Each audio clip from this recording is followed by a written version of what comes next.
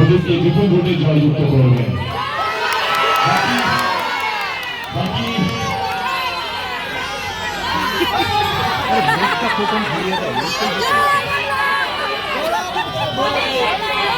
মুখটা সোজা কর।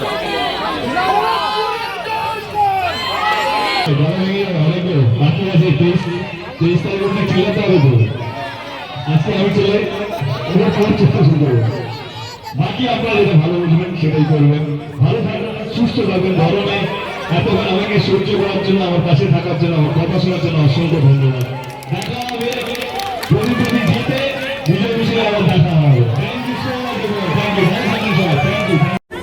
2021 আমরা এখানে জিততে পারিনি কোন একটা কারণে।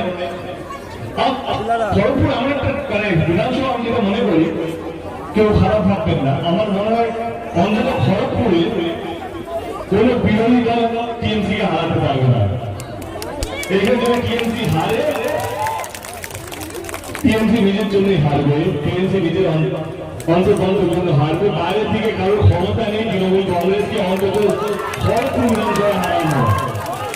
যে যত বড়ই নেতা আসুক, যে যত বড়ই বিরোধী দল নেতা হতে পারে, তৃণমূল কংগ্রেস এখানে যদি হারে, আমি বিশ্বাস করি তৃণমূল কংগ্রেস নিজের জন্যই হারবে বা তাদের কর্মীদের মন রাখানোর জন্য হারবে। তো আমি আপনাদেরকে বলার আগে বা আমরা আপনাদের মধ্যে যদি কোনো তৃণমূল কর্মী যদি থাকে বা যারা যারা তৃণমূল কর্মী শুধু খড়গপুর নয় বাংলা জুড়ে অনুরোধ করতে চাই, নিজেদের দ্বন্দ্ব, নিজেদের রাগ, অভিমান সমস্ত ভুলে গিয়ে দলের পতাকাকে মনে রেখে দলকে জেতাতে হবে, এইটুকু অনুরোধ করতে পারি আমি আপনাদের সকলকে।